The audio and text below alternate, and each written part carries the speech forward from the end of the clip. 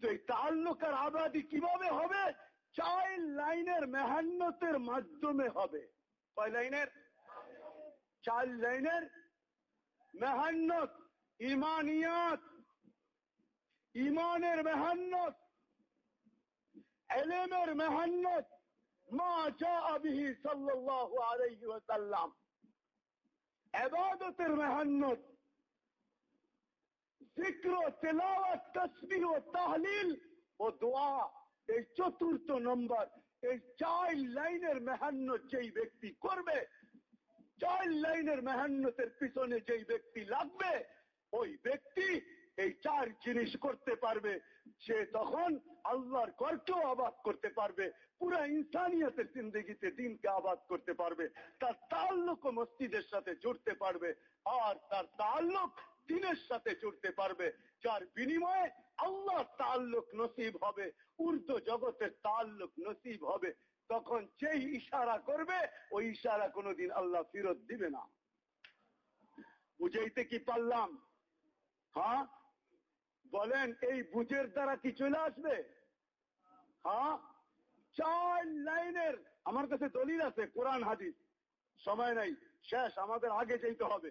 এই জন্য আপনাদের শর্ট সময়ের ভিতরে 4 লাইনের মেহান্নত যে করবে, জান মাল হায়াতে জিন্দগি লাগায়া এই 4 লাইনে যে বাজি লাগাবে, আল্লাহ তার বাজি, তাকে বাজি জিতায় দিবে। বাজি কি দিবে?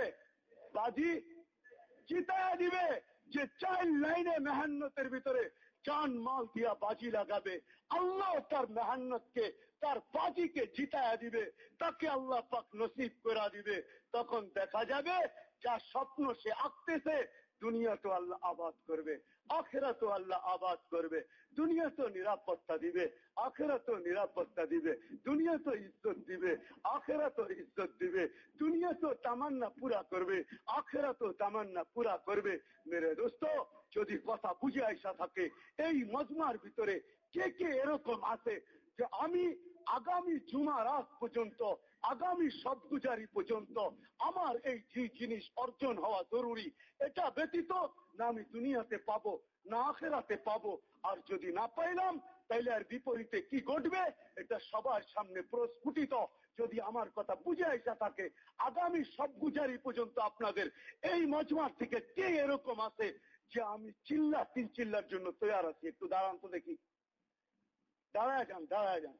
আগামী সবগুজারি পর্যন্ত, আগামী সবগুজারিতে আপনি তৈয়ার হয়ে চলে আসবেন, চিল্লা 3 চিল্লার জন্য কে তৈয়ার আছে? একটু দাঁড়ান তো দেখি, দাঁড়ান। মনে হয় আমার কথা আপনারা বুঝে আসেন নাই, ঠিক না?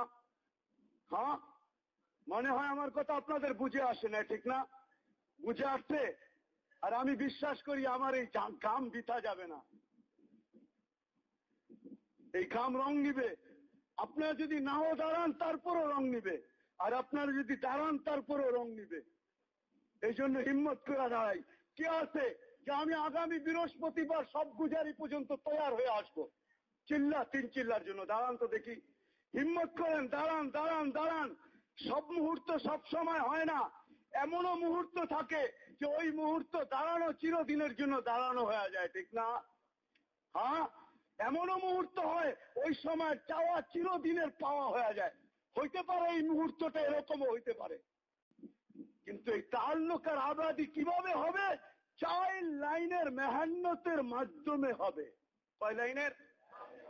4 লাইনের মেহান্নত, ইমানিয়াত, ইমানের মেহান্নত, ইলমের মেহান্নত, মা জাআ বিহি সাল্লাল্লাহু আলাইহি ওয়াসাল্লাম, ইবাদতের মেহান্নত,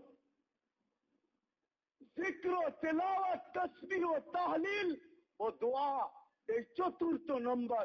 এই 4 লাইনের মেহান্নত যেই ব্যক্তি করবে, 4 লাইনের মেহান্নতের পিছনে যেই ব্যক্তি লাগবে, ওই ব্যক্তি এই 4 জিনিস করতে পারবে।